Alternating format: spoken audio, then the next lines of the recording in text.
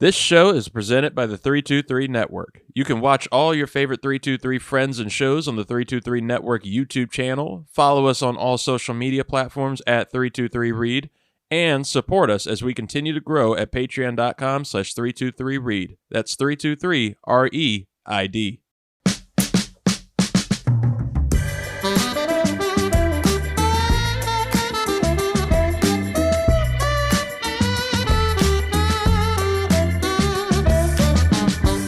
Ladies and gentlemen, welcome to the 323. I am your host, Reed Murphy. Thank you for being here. Thank you for listening, watching, whatever it is you do. If it's on the 323 Network YouTube channel, subscribe while you're there. If you already have, thank you. We love you. We love you anyway, but just subscribe. It makes us love you even more. That's right, those hearts. And if you're listening, Spotify, Apple, whatever it is, rate, review the whole joint. It means a lot to us. And we like the weird reviews. I like good weird reviews on there. Tonight, we have a fun one. We're actually going to dive into the NBA full head. No NFL stuff really going on too much. I mean, Justin Jefferson got his contract and, Washington's kicker got cut for sexual assault allegations, allegedly. Yeah, we don't need to talk about it. We're going to go full steam on the NBA thoughts. And we're going to do that with the Big Chief Burrito himself, New York's own Luis Martinez. How you doing, brother? What's going on, Reed? Hanging, banging, that old yarn. Clanging, everything you need to do. Go follow him at Big Chief Burrito, all the social media. 2 a.m. Burrito Productions. It's the best. Luis, man, we have had a playoffs, man. Like, we haven't talked really, actually dive deep out into the playoffs, except weirdly during the NFL draft night. During the NFL draft show, we went pretty hard on Knicks, Sixers, and we're diving deep in there. But, the Knicks ultimately won. Yeah, the Knicks ultimately won. And there's more to that story. There's more to the Knicks story this postseason. We are finally getting to the finals. Finals start Thursday night between the Boston Celtics and the Dallas Mavericks. We're going to do a full preview of that. We're going to do our predictions there. We even have new imaging. We got new basketball prediction imaging. It's not Ricks versus Gricks. This is predicting basketball. It's one of the best songs we've ever created. But before we get in there, I want to talk about the playoffs as a whole. What were your thoughts on just everything that happened? I mean, there were plenty of storylines. We saw all the OGs, LeBron and the Lakers, Steph and the Warriors, they're getting ousted at the very start. KD and the Suns, which is honestly a big surprise for me, getting ousted in the first round or very, very early.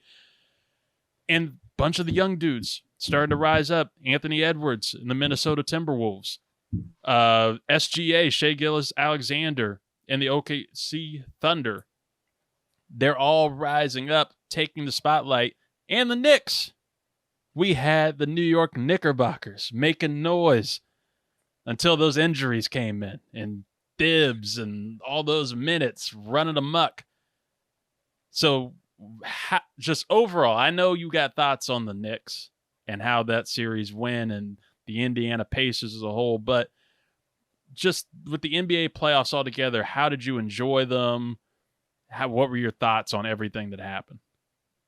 I got to say, it's been an actually really good playoff season in the NBA. I think that, I was more of a believer in the Mavericks than I think most people were, because I feel like the playoffs, it's about closers.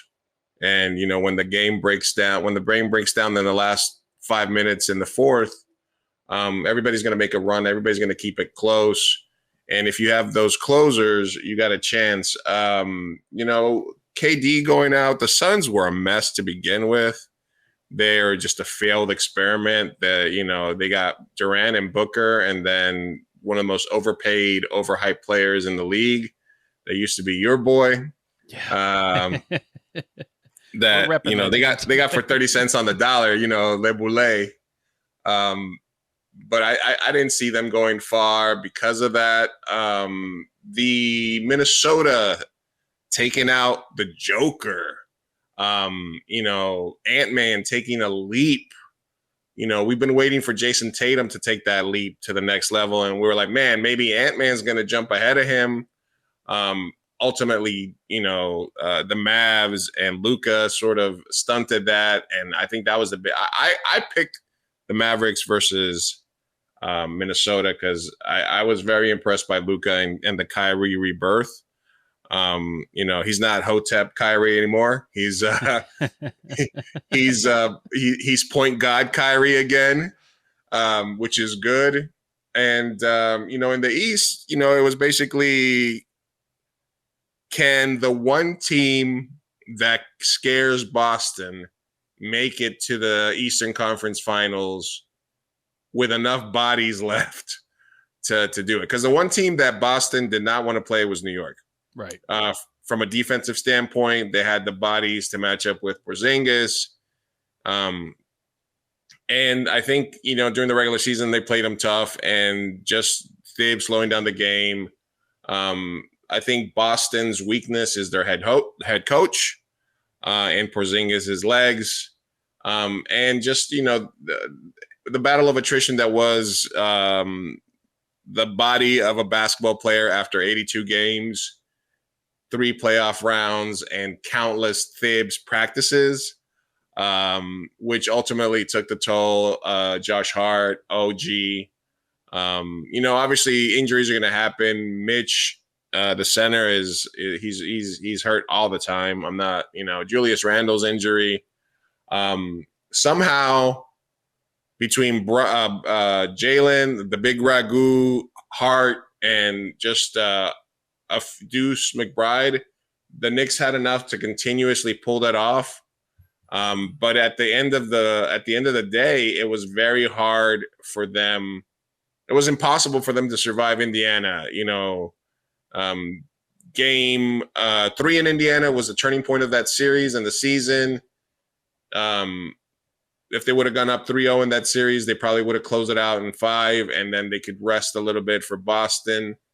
But, that guy whose name I can't remember and won't ever remember hits a miracle 3 where he fumbles it. Series goes 2-1. All of a sudden, we got to sit here and get to a game 7 where Jalen Brunson's body just finally gave out on him. But as a Knicks fan, I'm incredibly proud of the team. I think it sucks when people are like championship or bust. It was going to be hard to win a championship this year. Right. It's going to be hard without Randle. When OG got hurt, he tried to come back, but it was going to be hard without him. But as a Knicks fan, I'm incredibly proud of the team, and Jalen Brunson's it goes up there as like a top 10 Knick for me. Some people they're putting it up even higher, like top 3, top 5. Because he's such a beast. But I've seen a lot of teams. I'm very happy that he's our point guard, and he's our closer. And if he gets help and a healthy season, and the Knicks here's what the Knicks need to do, right? They need to trade Mitch's bum ass, who gets hurt every 2 seconds. They need to re-sign Hartenstein, who was a baller in the playoffs, proved his worth. I would like them to trade for Cleveland's Jared Allen as their backup center or starting center. I'd love to see him on the Knicks. And the thing about Donovan Mitchell, which everybody throws out there, or Mikal Bridges, or Towns, or KD I've heard about, is that,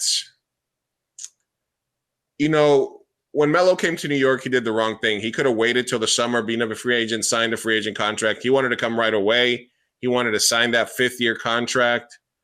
And so we had to trade everybody in the reserves to get him. Mm-hmm. So if we have to trade Randle plus pieces to Cleveland, plus all the draft picks to get Donovan Mitchell, then I don't want to see that.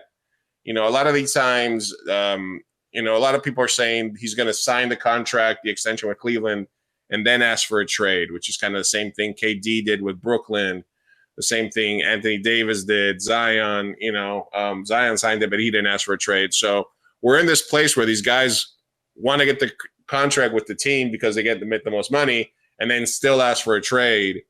If Donovan's really about that life, about that New York life, because he's a Mets fan, he's a New York guy, then he needs to just play out his contract and sign as a free agent. The Cavs probably will trade him to the Heat or somebody else. He can go play there for a year, and hopefully he doesn't fall in love with LA or Miami and signs long-term there. If he really wants to be a Knick, he can do it. Brooklyn's not the same thing. They can trade him to Brooklyn. He can sign an extension there. He's not going to get to the Knicks. It's not the same. KD and Kyrie realize that playing in Brooklyn has nothing to do with being a New York baller. The Nets are never going to happen. Stop trying to make Nets happen. So for me, I think that honestly, man, if they just re-sign OG with everybody healthy, the Big Rock Goo, Julius healthy, I don't know if they'll give him an extension. You run it back one more year, and then if a superstar, as long as it doesn't cost us every other piece, if it's just a draft capital thing, then fuck it. Go out there, make that trade, get that third piece in there. I don't like Karl Anthony myself for New York. I think he's soft.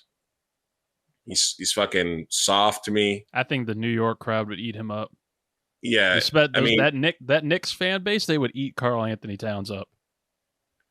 Yeah. I mean, honestly, I would take KD on a 1-year flyer if he was like, I want to get out of Phoenix. I would take KD and I'd give him all the draft picks, and send Julius Randle to Arizona. But Mikal Bridges would be nice to get that Villanova connection going. And I mean, like, that dude, Mikal Bridges is one of like the most durable. He's the Iron Man of the NBA, playing nonstop. Tibbs has to be in love with him. Yeah. He has to be in love with the idea that he could play, because Tibbs plays everybody into the ground. I think that I personally still think that was a big issue, and the premier issue was just how many minutes. Like, I understand. I am not for, what do they call it? Quality control, all that time of load management and taking all that time off and everything. But I do think that it's a lot of games. It's a lot of games. It's a lot of minutes. You got to, especially once you know that you're going to be in the postseason, because I mean, seeding only matters so much to a point, right? Yeah. Especially with some of these teams. And so, like, you got to give some of these dudes the time to, like, just really just be set and be ready so that they don't fall apart. You can play them all the minutes you want once you get into the playoffs, but you got to get there first and have everybody, right. I mean, OG was starting to fall apart a little bit. You lost, and the biggest one, who you said, who was the dude that you guys lost like about a month before the postseason? Julius Randle. He's trying to come back. Yeah. It's a whole different series with Julius, and obviously with a healthy OG. Yeah. We were like, when we got OG, we went on an incredible run. We were like 16-2 with OG. He's a perfect Knicks player. What would be the worst player that the Knicks could possibly trade for? Kawhi Leonard. Yeah. But look, a lot of the thing is, like, they were talking about the NBA guys. Were talking about Charles Barkley was talking about they were playing him too many minutes, and then they were looking up the stats. Barkley with the Suns was playing like 44 minutes a game in the playoffs, like averaging, you know what I mean? So if Josh Hart is playing 47 minutes a game, there's a problem. I mean, I know there's a shorter rotation. We literally had like a 7-man rotation in like the most intense playoff basketball with Josh Hart playing the entire game. Josh Hart is worthy of wearing the number 3 for the Knicks. That's John Stark's number. He is worthy of number 3. Because of his heart, because of his hustle, because of his attitude, because of his offensive rebounding for a short guy. He's worthy. But if we're playing him 48 minutes a game, there's a problem. We need to lengthen that rotation. We need to be 9, 10, 11 deep. When you're afraid to play the 8th guy on your bench because you have no trust in them. And then even Bogdanovich got hurt, who was not a Thibs guy because he wasn't a defense guy, but was playing 18 minutes a game, coming in, making some threes, just getting us some offense. So when out of your top 9 rotation guys, 5 are hurt, Randall, Mitch, Bogdan, OG, all hurt, and Jalen getting hurt, his ankle, his hand. 50% of your roster is hurt. Josh Hart hurt. The only people that stay healthy were Hartstein, DiVincenzo, Miles Bridges were the only ones that stayed healthy.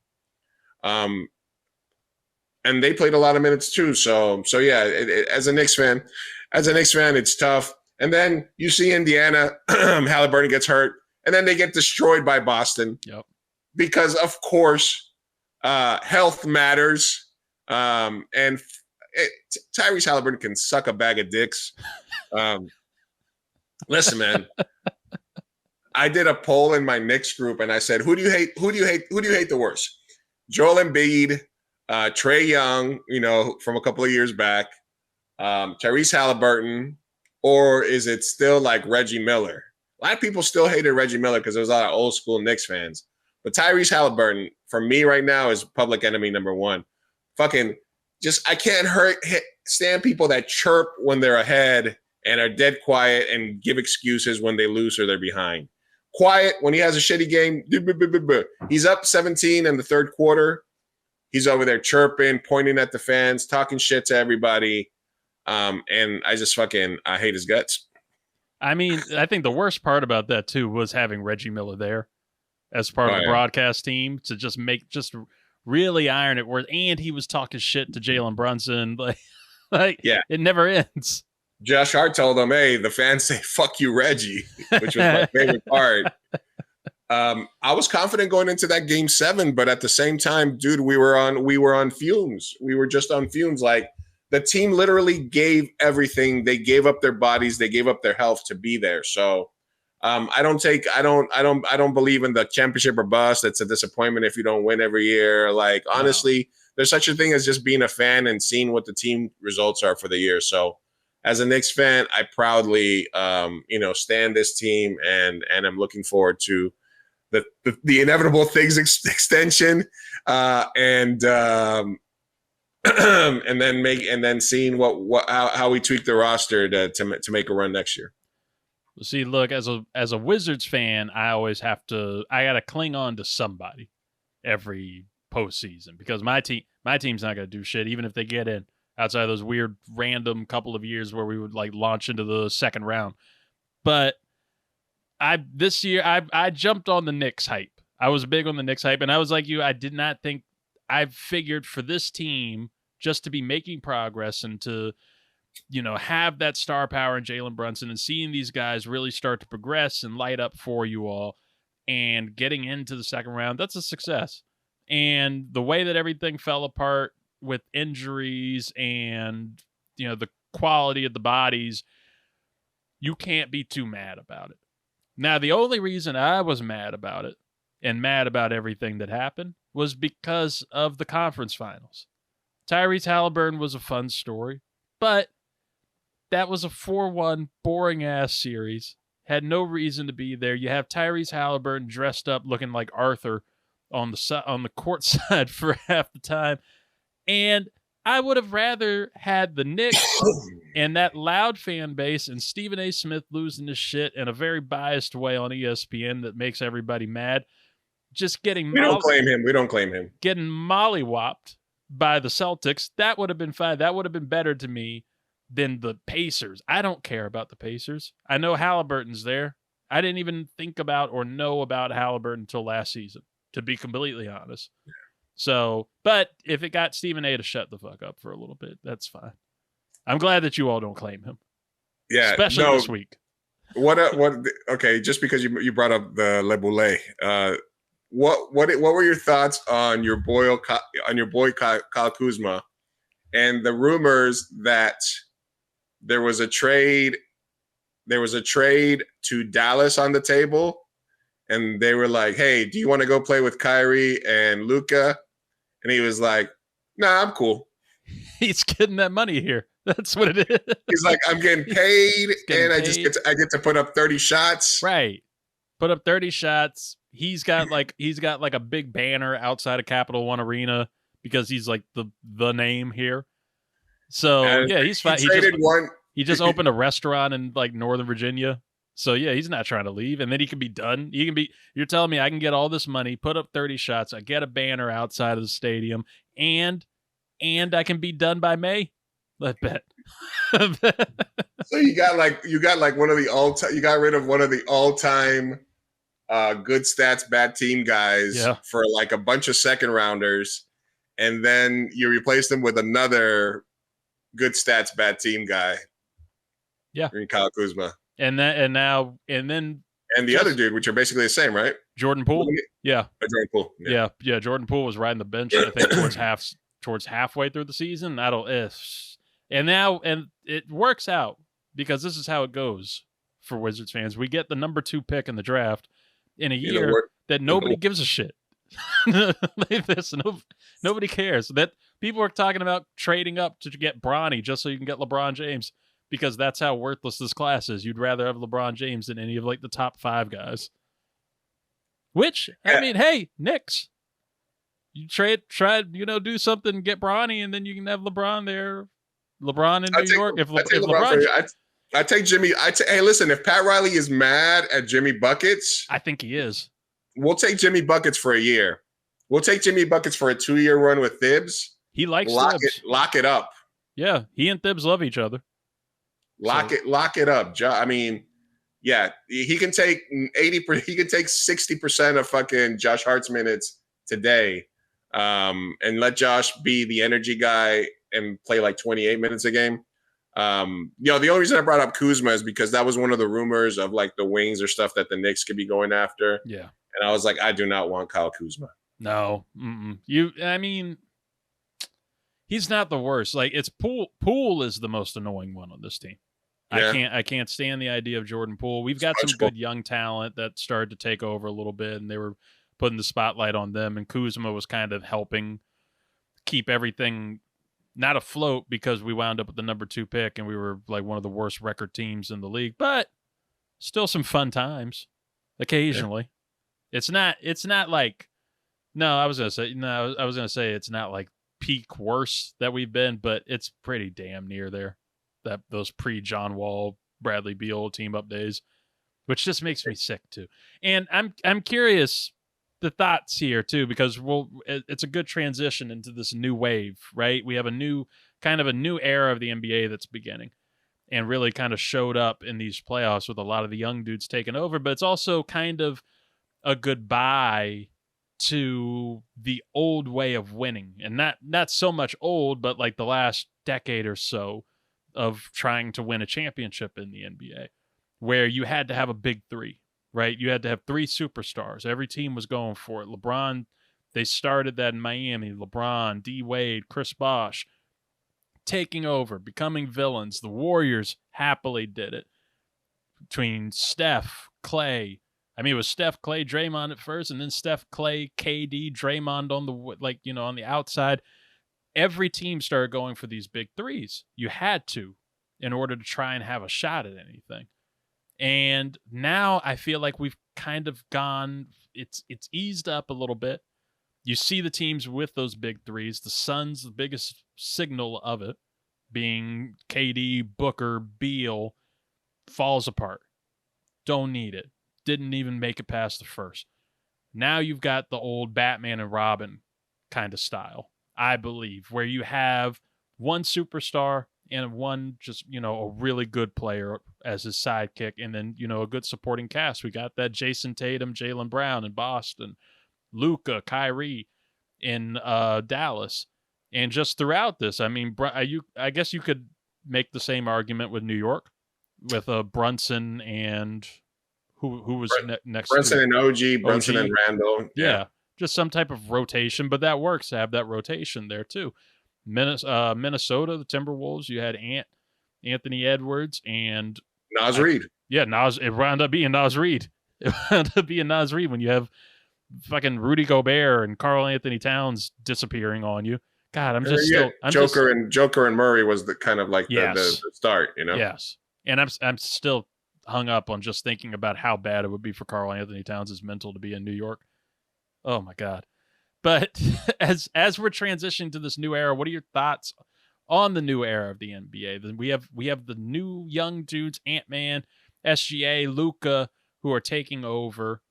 I guess Tatum too. Tatum is still one of the young ones. He's still, he's made it to a finals already, but he's trying to clinch it here.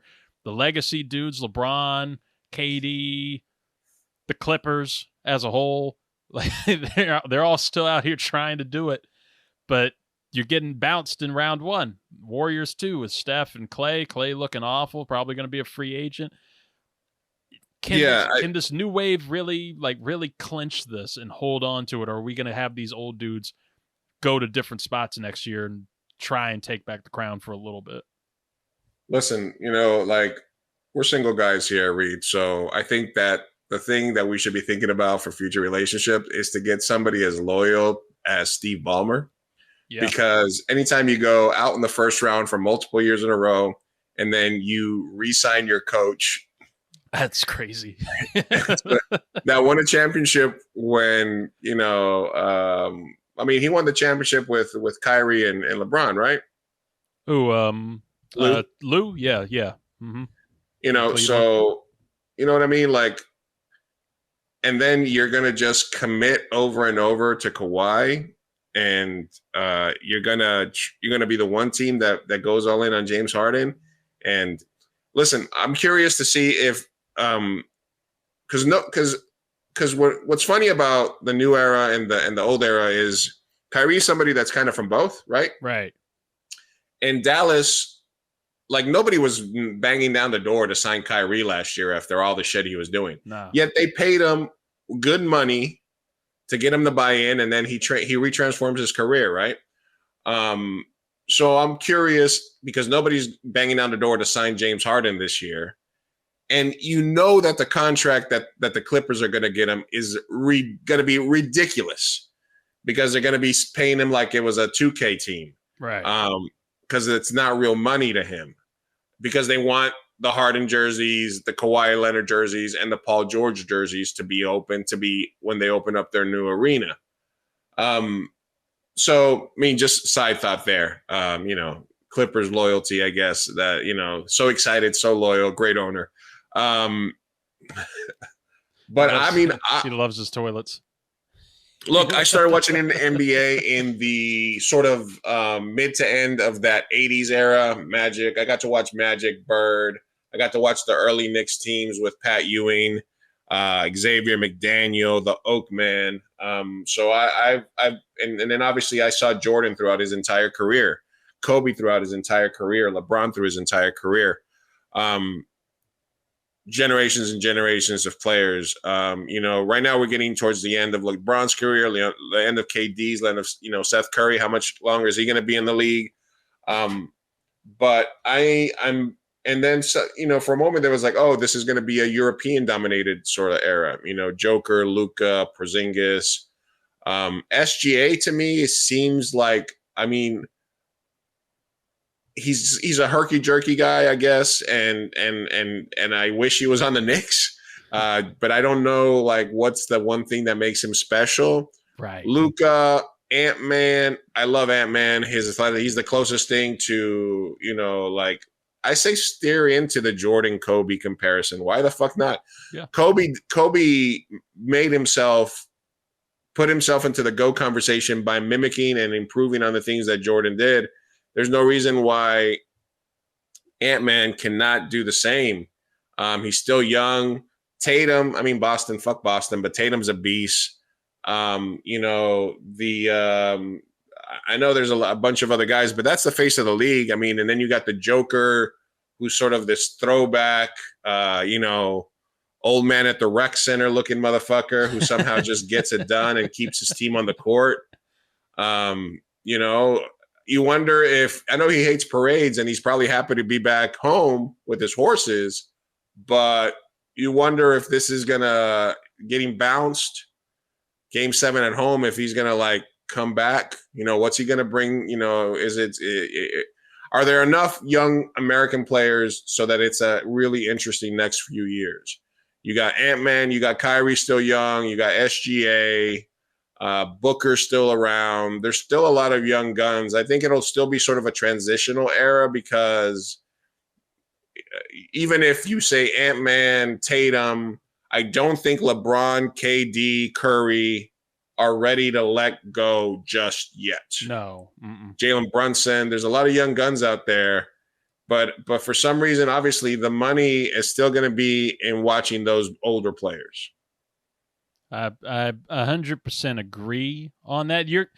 And it's hard for the media, for the NBA media, to really steer it yet. It's just like you said, like SGA is one of those dudes who's like, him, he's great, but he's kind of like there, right? Like he's in those What a Pro Wants commercials, so you got to know him, and you see him all the time singing that fucking awful song over and over and over again. But it's like a lot of these other dudes, like they're Ant is the closest, I think, to taking over.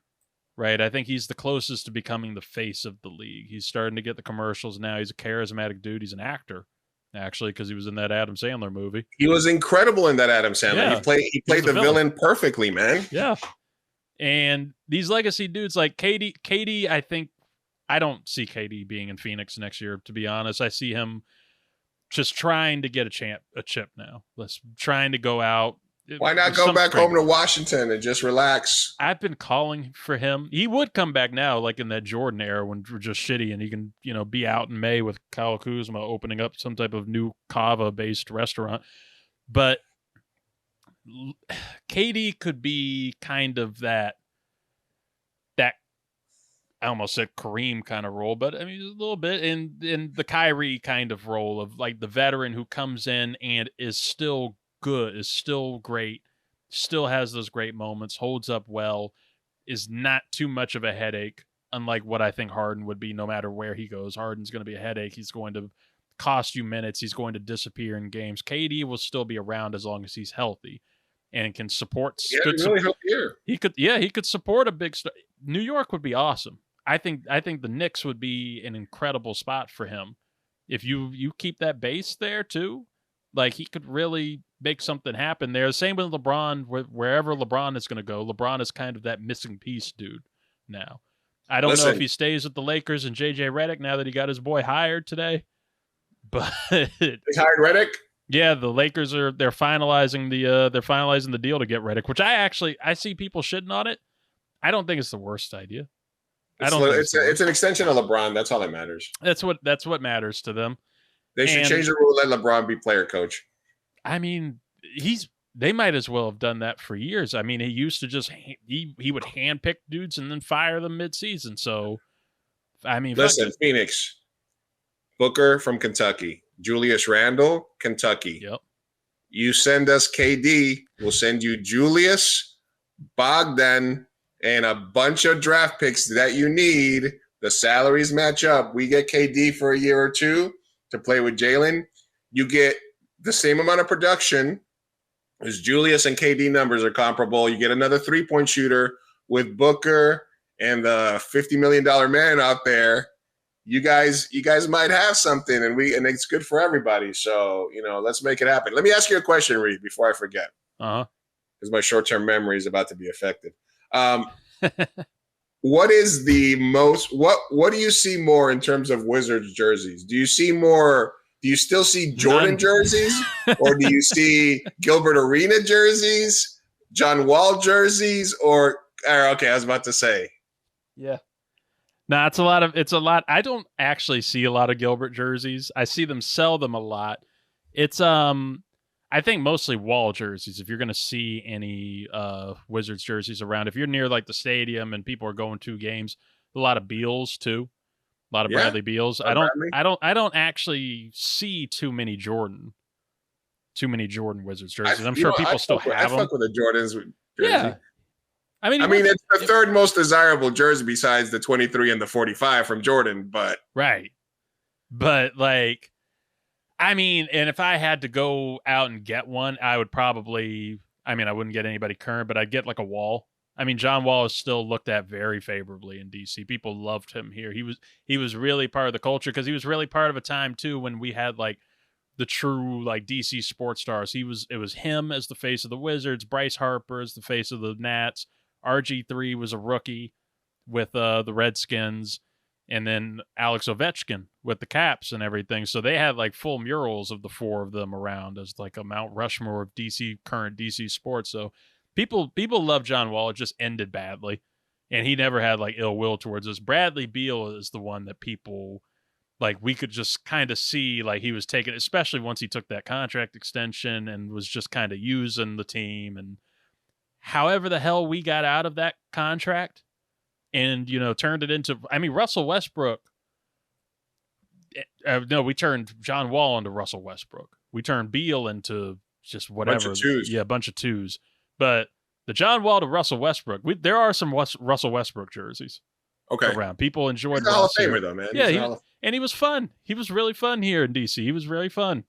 Like you know what jersey I would rock the fuck out of as a Jets fan that I think I still might get is LaDainian Tomlinson when he played for the Jets for a couple of years. That's a good one. I would love, because Tomlinson's a fucking Hall of Famer and he was a Jet. You know what I mean? Right. Like, and then there was who was the one Wizard? It wasn't Dwight Howard, I don't think.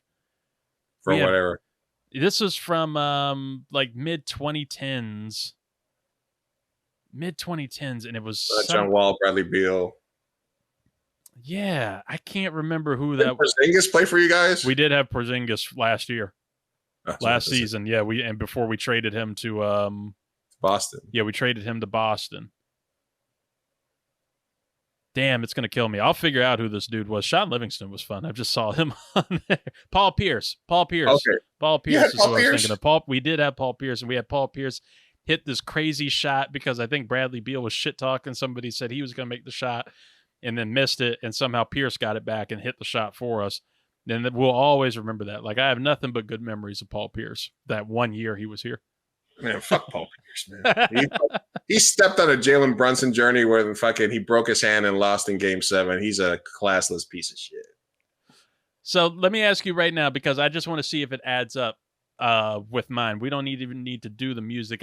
If you go to @323read, @323read, all the social media pages, Instagram especially, we do Top 5 Tuesdays on there. I did my top 5 current NBA players, according to me, on the Instagram and TikTok and X and all of that. And I want to see if yours currently matches up with mine, because I feel like there are 4 dudes in the top 5 right now who, and we've already mentioned them, like really are those dudes in the NBA. Like, you can't deny it. Like, they are the top 4, and then maybe 5 to 7, you could probably alternate some people. But at number 5 for me, I've got Joel Embiid. Joel Embiid out of the Philadelphia 76ers. When he's healthy, dude is a beast. And he stayed relatively healthy this year. Philly, the 76ers, they're just a mess of a team. And I hate to say that with their owner being my Washington Commanders owner. But, they're trying to figure this shit out, and they can never get it going by Embiid. Eventually, he'll be out of there. And he'll be with somebody. He'll make somebody very happy. Number 4, I got Jason Tatum. Tatum's a beast. I don't care what people say about him. I don't care what people want to hold against him for the past NBA Finals, say he can disappear or whatever.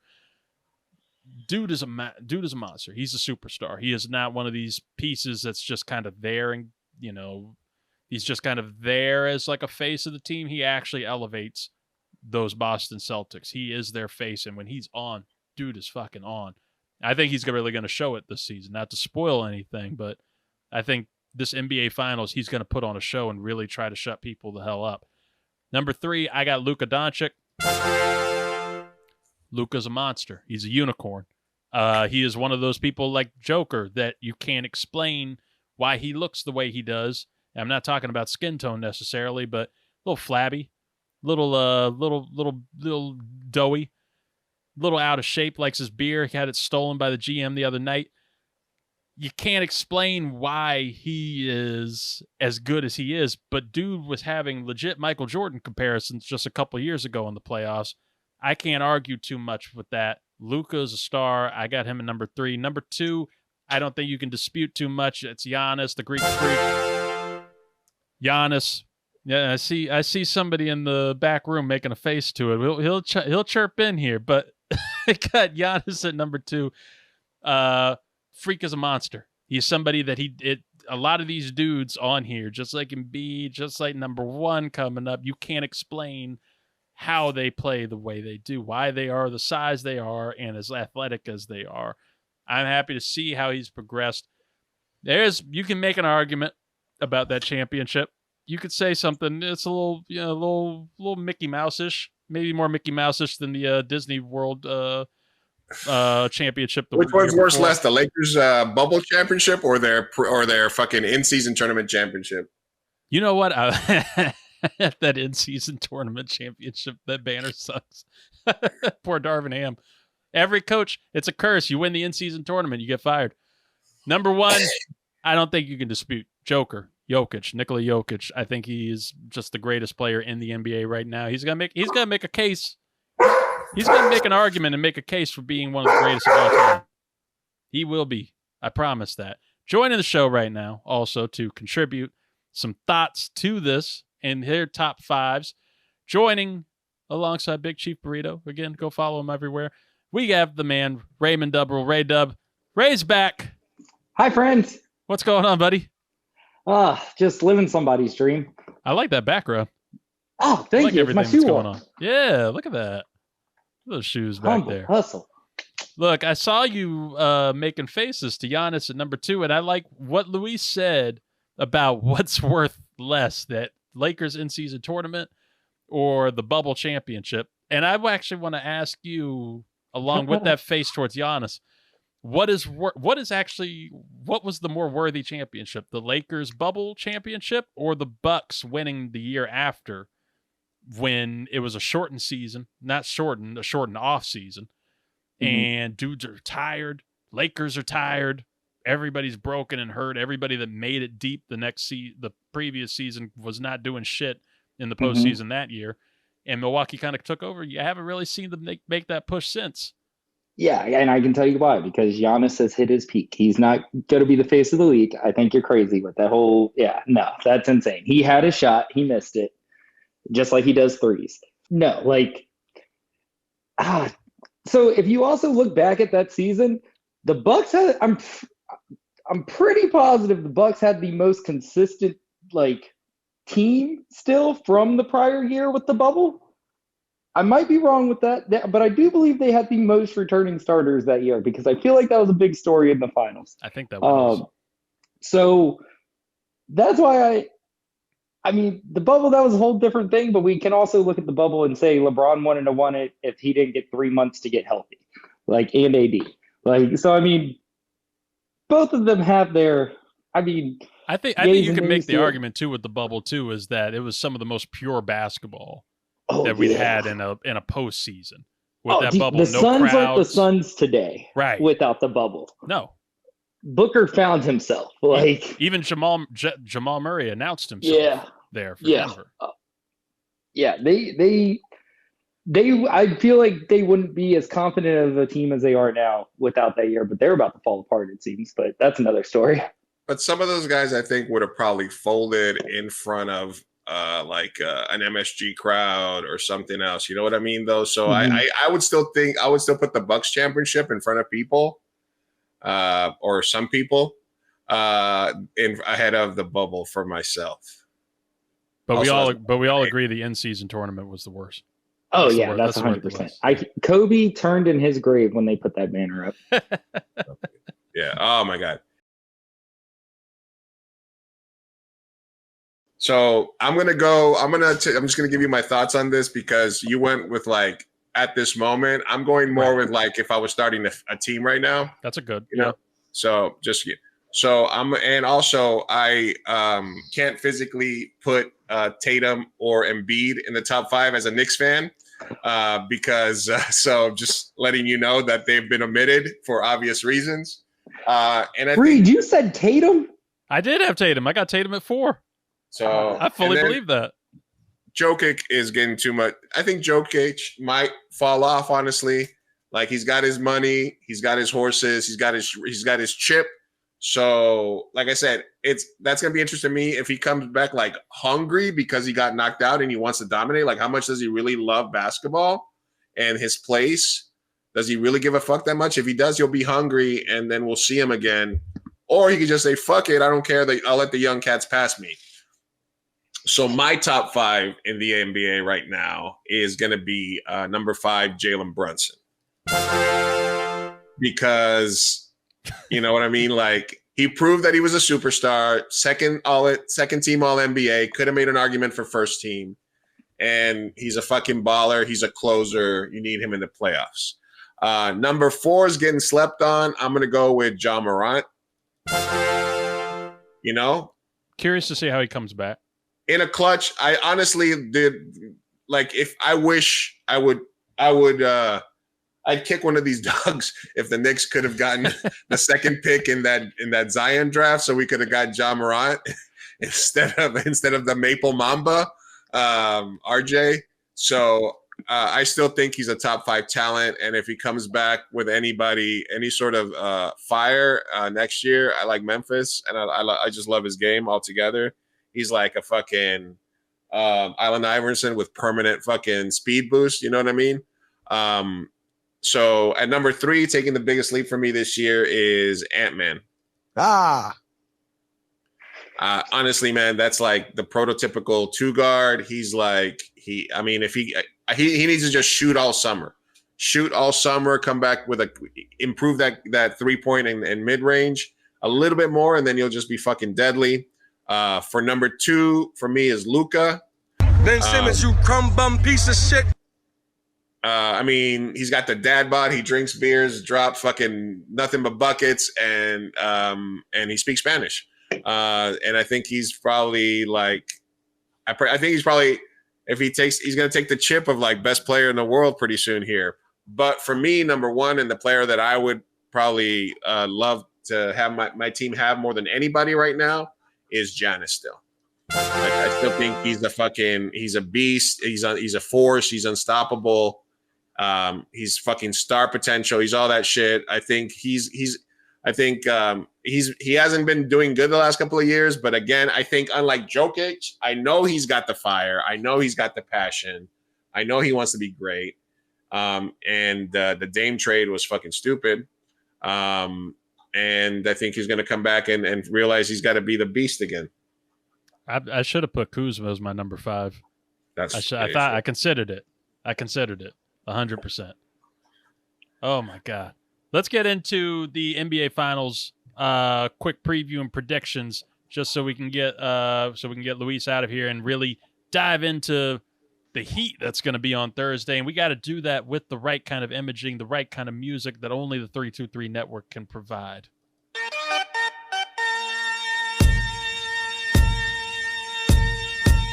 Predicting basketball. Predicting basketball. No more about football. So predicting basketball. Man. Those singers don't lie. I do know much more about football, but I'll still predict some basketball, and I'll damn sure get it correct because I had a good run for a couple of years where I was getting every NBA. I was getting the finals matchup a year in advance, but it's going to be a little tougher this year because not only do we have the Big Chief Burrito himself, a resident basketball expert. He came in as a soccer expert, but he started kicking our ass in every other type of prediction, and especially in basketball. But we also have Ray Stradamus himself. We have Ray Stradamus, who was making some incredibly eerie predictions, including one about the Pacers and Knicks. Luis, he might have been on the Halliburton trade, and we had some comments made tonight about Tyrese Halliburton, Ray. So we'll let you counter in a little while, but we're gonna start here with the Big Chief Burrito, Luis Martinez. NBA Finals begin on Thursday. We have the Boston Celtics, Jason Tatum, Jaylen Brown, Al Horford, that dude who finally came home and shaved his head. They are all, and Porzingis, my guy, Kristaps, going up against, would you call him Hotep Kyrie? He's not Hotep, but he's not there anymore, but we still got Kyrie Irving, Luka Doncic, this young-ish rising star Dallas team that, really stayed in on loyalty, stayed in on building, and didn't try to give it up after last year when they easily could have fired people and, moved on, but they really tried to believe in an offseason of change. They are meeting head to head. I think the series is going to be awesome. Luis, what are your thoughts on it? What's your final prediction too? Listen, one thing that surprised me when I was looking at the Mavs roster is I didn't know Blake Lively played basketball. So I guess they're counting on her to bring some solid minutes off the bench, which, listen, go for it. This Mavericks team fucked the Knicks out of a draft pick by not going by tanking the last 2 games of the year, if you remember, not playing Kyrie or Luka or something the last game so that they would miss the playoffs so that we would get a better pick. So they did that. They put together a decent team. They took a chance on Kyrie. They paid him and made him feel good, made him feel wanted, and they got the best version that we've seen since the championship, Kyrie. So you got 2 closers. Luka's probably top 2 player in the world versus Boston Celtics, who, Porzingis, they were great with Porzingis. They were better without him. Tatum and, the best 2 wings in the league. I think it's going to come down to, you got 5-head McGee over there fucking running the show. You got defensive player of the year guards to throw at Kyrie.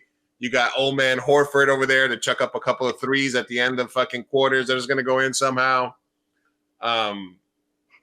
Boston's kryptonite is their coach. Never knows when to call a timeout.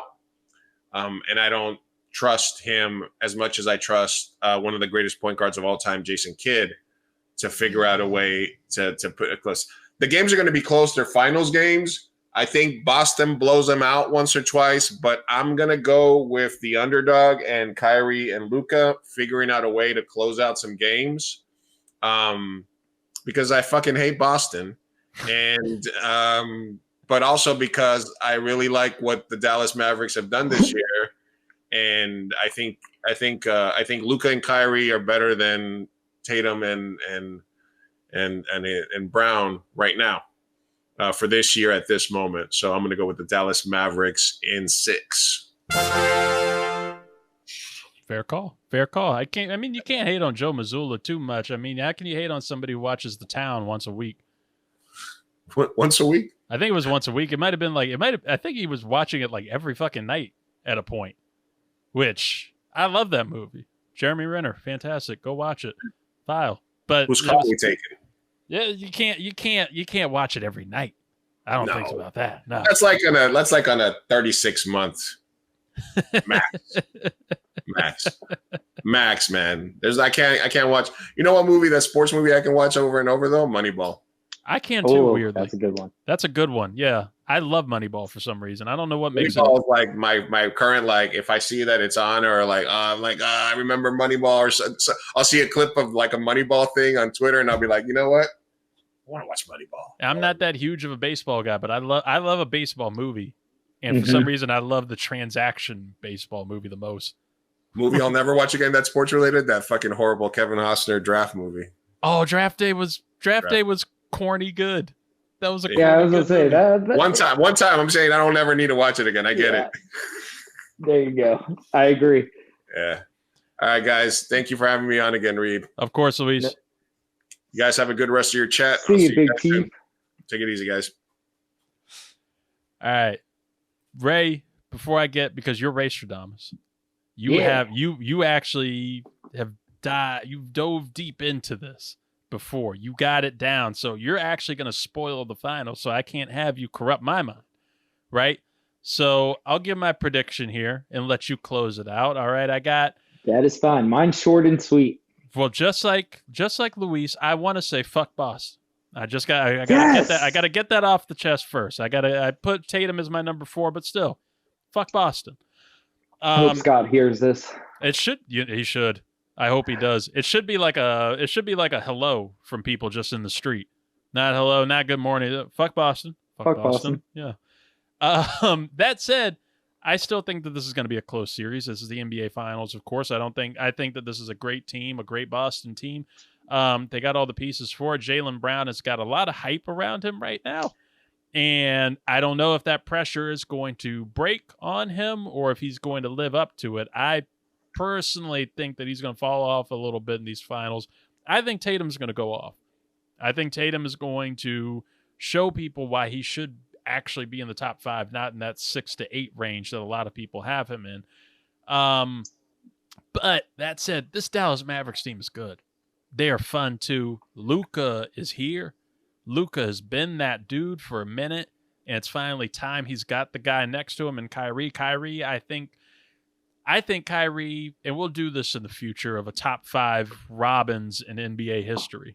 We'll get the top 5 Robins in NBA history. I think Kyrie can be in there in terms of what he's done for success alongside, LeBron James and what he's doing right now with Luka.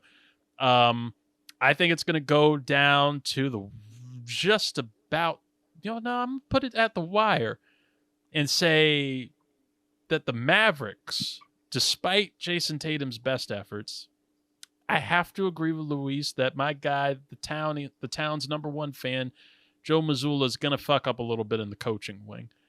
And Kid will take over. The Mavs, Kyrie with experience, Luka being hungry and wanting that light. Mavericks, the Dallas Mavericks, they're going to take this thing in 7. I'm going to make it a fun series by putting it to 7. It could be 6, but I'm going to put it to 7. Dallas in 7. Ray Stradamus, the man who we have receipts at 323Read, TikTok, Instagram. You can see it. He put it out there that the Pacers are going to take over. That Arthur himself, Tyrese Halliburton, was going to fuck the Knicks and really ruin Luis's whole offseason. And even this, as pleasant as he came off at the start, but he had to throw in that very aggressive fuck Tyrese Halliburton. That bum ass. He hit him damn near with the Ben Simmons kind of noise. Ben Simmons, you crumb bum piece of shit. That's Tyrese Halliburton to him. Ray had That's it. crazy. Ray called it. So I turn the tables to you. Our NBA Nostradamus puts the N in the NBA, Nostradamus Basketball Association. Ray, take over. There we go. All right. So this is how much, it's because, I usually have 2 ways that it's going to go. And I do have 2 ways that it's going to go. But this is how much I'm really saying fuck Boston.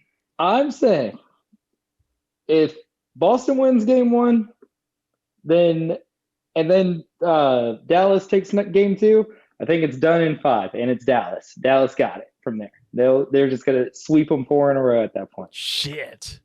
Yes. The other option, if Boston wins both of the first 2 games, we're going to game 7, but it's Dallas. Ah! Yes. So Kyrie will be the first to come back from 3-1 and 2, or well, not 2-0, but he'll have a 2-1 comeback or 2-0 comeback and a 3-1 comeback under his belt. You hear it right there. No matter what, it's in the cards. The Dallas Mavericks are taking it. Oh my God! Bet on Boston, people. That's how this show works. Actually, this is a different set of prognosticators, because usually if it's Scott and Zoo agreeing with me and all 3 of us are going on a team, boom, you need to bet on the other one. But this is different. We got Ray and Luis. Yeah. We got the experts in here. So I think this could be something. Oh, we've weeded out the weak. That's right. Which is Boston. Get them out of here. Where's the greatest sound we got? Fuck Scott. Yeah, I like that. And Boston. Ray, you got any final thoughts on the this NBA postseason and everything going in? Your boy Tyrese. No, but Arthur? I do got a quick top 5 shit. I went way younger and I was thinking way different on the whole conversation, but it'll be real quick. So I didn't really have any particular order for the top 4 or 3, which is just SGA, Anthony Edwards, Luka, and then I had Wemby are in there. And then this is where it kind of got a little iffy with the top 5. To be honest, my first choice was Caitlin Clark, but if you didn't accept that, what did Pat McAfee call her? That we won't say it. That awesome Caucasian woman from Indiana. Yeah. That's a bad white right there. That's all I have to say. It's bad white. But if you didn't accept that, then it was like with John Moran and Jalen Brunson, even though I think Jalen Brunson may simmer out. But I didn't want to say that to the Chief. As soon as he said, like, I wanted to tell him, but then he said, fuck Boston. I was like, oh, I love this guy. Yeah. I honestly, God, I like the Wemby throw-in in there. I thought about Wemby as like my number 5 because I don't think it's going to be long before he is actually legitimately. He averaged 23 minutes this year. Yeah. Imagine him playing 38, 39 like Jokic and LeBron and them. Like, and like actually catching up to the speed of NBA basketball. Like once he really has this down and he gets his shooting under control too, he's already a defensive monster. He should have won Defensive Player of the Year over, it was fucking Rudy Gobert. Rudy Gobert showed. But it was the minutes. That was the biggest That's what it part. was. Yeah. And get him going. Yeah, he's going to be top 5. Easy. Dude, easy. That's why why these teams right now have to enjoy it and really are like stressing to get this championship right now. Because you're going to struggle.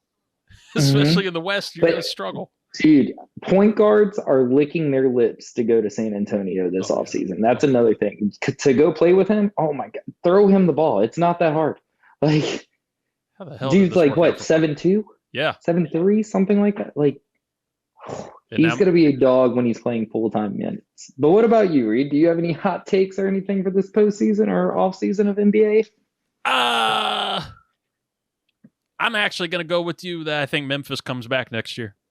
I think John Morant reminds people who he is next year. As long as he stays out of dumbass trouble, I think he's good for it. He's going to show people he's a shooter for the right reason. That's right. And outside of that, I'm going to, I would say I have WNBA thoughts, but apparently they're not as my WNBA thoughts are. It's finally starting to take over. When you have the level of discourse that like an NBA team would have and like NBA toxicity coming through, you've made it. Hey, when you're on ESPN1 and they're talking about you, you made it. You got Stephen A. Smith speechless because he's trying to tell you that he was talking about the WNBA like this 3 years ago when he clearly wasn't. Man, Pat McAfee's calling people the wrong kind of thing on TV.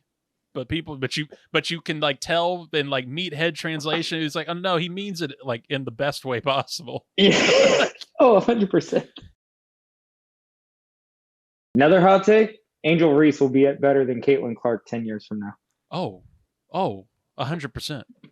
100%. I fully believe Caitlin Clark I love her. I love her game. I really enjoyed watching her at Iowa, but she's the Trojan horse for this thing, right? You got Angel Reese, you got Camila Cardoza, all these people, they are going to be the ones who really take this shit over. Caitlin will be fun, but she's not going to be Sue Bird. Where's my Sue Bird jersey? I got that somewhere around. Look, NBA Finals are on Thursday. It is going to be fun. It's going to be lit. I hope it's going to be lit. I need it to be better than these conference finals. I fully believe, though, in this championship. Ray, I appreciate you being here, my guy. It's always good to have you. It was a pleasure, my guy. Yes. Shout out to Big Chief Burrito, Luis Martinez. Go follow him on all the things. Go to 2amburritoproductions.com. Support all the film work that he does and the production work that he's doing out there in LA.